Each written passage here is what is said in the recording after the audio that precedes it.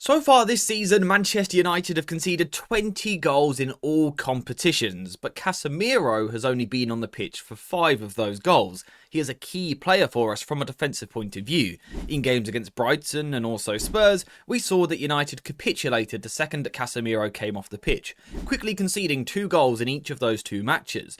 It's clear that Casemiro is key once again, but the question is, why, and I guess also how. So one of the reasons why Casemiro has become an important player is because for me, he is a key part of a side that I like to call Dorchester United. Manchester United are a side that are heavily involved in second ball football, which means quite a direct game and a lot of loose balls in the middle of the pitch that need someone to scrap for them. As recently as October, United were top of the league for second balls so far in the Premier League, and Casemiro has been a huge part of that. In fact, so far this season, he ranked in the 87th percentile for the amount of duels that he has competed in, and the 71st percentile for his success rate. So basically, Casemiro is competing in a lot of duels, a lot of tackles, and he's also winning a lot of them. And we know, particularly the first contact, he's really a useful player. As that ball comes along, either from the opposition's goalkeeper or in fact our own, Casemiro is a great player for getting onto the first contact, simply because he's really strong in the air. And he's also got the experience as well. So not only is he tall and strong and got a good jump, but he sort of knows when to time his jump, how to use his body to disrupt the opposition. He's just really good on these first contacts. He's also really useful for the second ball as well. So let's say the opposition win that initial header, Casemiro is great at picking up that second ball because he's got this sense of danger. And again, I think experience really plays into his hands here. There are some parts of the game where being experienced and a little bit older are sort of a drawback for him. But in terms of his reading of the game, his sensing of danger, knowing where the ball is going to drop, his experience helps him massively. It allows him to compete for the first ball, but importantly, it allows him to pick up a lot of second balls, and that is something that United have been very reliant on. Now, the other thing that is interesting with regards to Casemiro and whereabouts he has been dueling is the actual parts of the pitch where he is playing, and the Premier League website pointed this out recently. You can see in the third season, this current season, Casemiro is competing in his duels more centrally, but also higher up the pitch, and I think that's because of the tweak that Ruben Amorim has made. More typically this season, when the opposition have a goal kick and are playing out from the back, United tend to squeeze into more of a back four. We tend to push the extra player a little bit further forward to try and win possession, and this has allowed Casemiro to concentrate his efforts in the middle of the pitch, where you want a central midfielder. He doesn't have to run out wide and put out fires over here. He plays in here because he's actually got a wide midfielder either side of him. And importantly also, when possible, United are trying to squeeze high. We are right up there in the league for turnovers in the final third, and that means that Casemiro is doing a lot of dueling running forward in the middle of the pitch, rather than running out wide or actually running back towards his own goal. Now, another reason why Casemiro has sort of rediscovered his form this season is because Amorim and Manchester United really have simplified the way that they play on the ball, and that's made life a lot easier for Casemiro. No longer is he required regularly to drop into the first phase, receive with his back to goal, under pressure, trying to turn in tricky situations. He's no longer required to do that because Manchester United tend to play the ball long. In fact, from goalkeeper distribution, no team sends the ball more direct than Manchester United. In terms of the percentage of passes launched, United are right at the very top. That means for Casemiro, again, it's about dueling, it's about reading the first contact, but also the second contact, which we already know that he does well. But it also means when the ball drops, he's facing play, which suits him so much more. He's not the most agile player, he's not the most press-resistant player, he's not the most evasive footballer.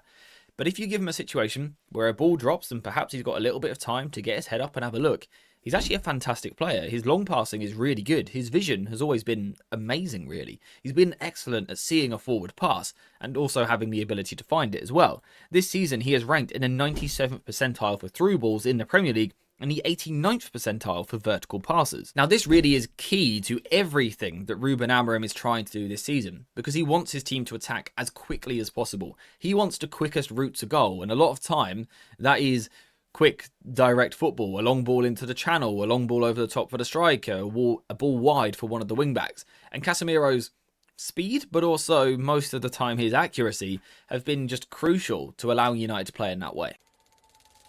Now, the other thing that we need to talk about is the fact that Casemiro is weirdly a genuine goal threat, and he has been ever since he signed for the club. This season, he is United's second top scorer in the Premier League, which is not what you expect from your defensive midfielder, but he's actually averaging a goal contribution every 155 minutes.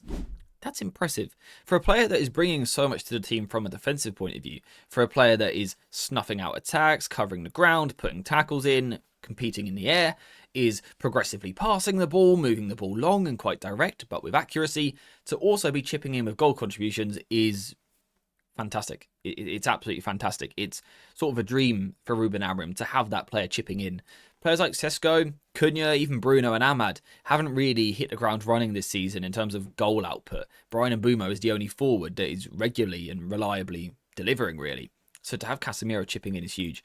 And it's not just up here that he helps. He also helps in this box. So in this box over here, he's great in the air. He attacks the ball really well on set pieces. He is a massive, massive threat.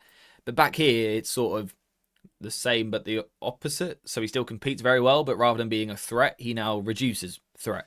You know, he's a great player for picking up the opposition on a corner. If they've got a big target man or a centre-back up from the back, Casemiro is a very useful player.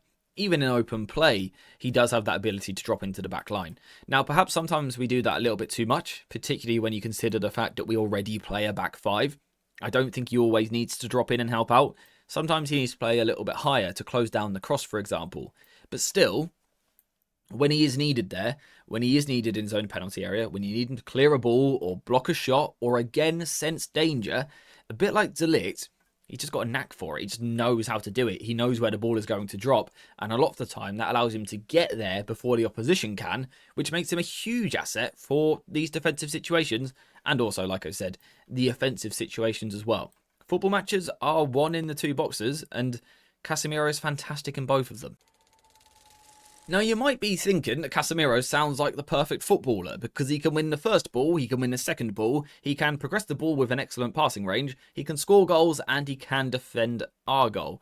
But despite all of that, he isn't perfect. You know, he does still have flaws. I think everyone, probably including himself, would agree that he's not at his peak anymore. He has just gone past that. So he is probably on the decline slightly. And there are things that he can't do. He isn't a player who can cover a lot of ground.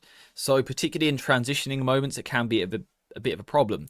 Suddenly, both of our wing-backs are caught high up the pitch. They're no longer outside of our midfielders protecting them. That's when Casemiro has to cover a bit more ground, scooting out into a wide zone, and he's not very good at doing it. You know, he doesn't have the pace to get out there. He doesn't have the endurance to do it for large parts of a match.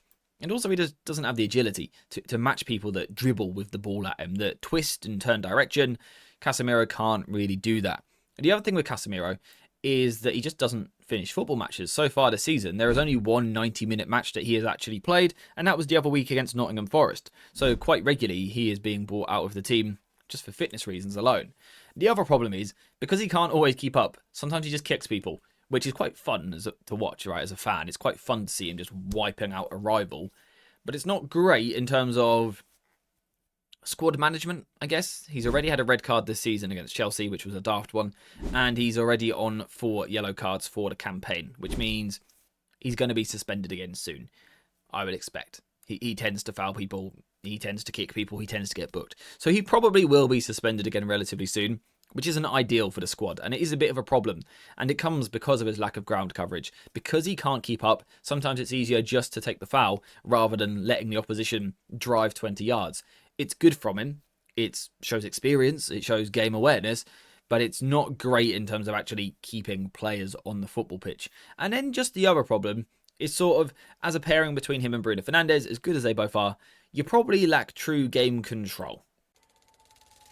Now, overall, I think it's fair to say that, without a doubt, really, Casemiro has been one of United's best players this season. He's one of our top goal scorers, he completes so many tackles, and I don't think it's a coincidence that we seem to collapse every time he comes off the pitch. Now, of course, some of it will coincide with the fact that fatigue sets in. You know, we concede in the last 20, partly because Casemiro comes off, but also because we're tired. That probably does play into it. But just generally speaking, I think you lose a lot when he comes off the pitch. His awareness, his reading of the situation, his leadership, his experience, his ability to lead players around him, to be a cool, calm head in hot moments, is what you need. You need those players in your team, particularly when United are one of the youngest teams in the Premier League this season.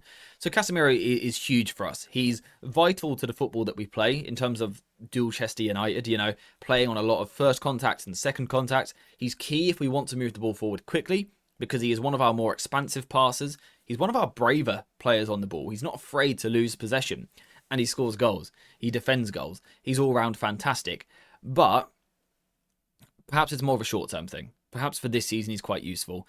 Longer term, as we look to evolve, we look to become a team that can play man-to-man a little bit more, a team that can cover more space, play in larger areas, even technically play under pressure a little bit more. Casemiro will probably still eventually be phased out. I would still be surprised if he's a starter next season or even at the football club. So for now, he is doing amazingly well, and it's a great example for all the players at this club that you can work hard and get yourself back in the team. Casemiro has done that amazingly. It's a credit to him as a player. He's been fantastic this season. Let's hope it continues. Let's hope it continues.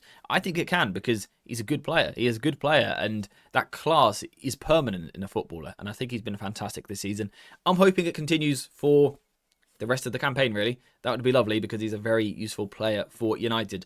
But for today, I think that's all I wanted to cover. I think that's all I wanted to say. So thank you very much for watching this video. I hope you have enjoyed it. If you have, leave a like, subscribe, and get your notifications on and all of that YouTube stuff. Apart from that, we're finished. So I will see you in the next one.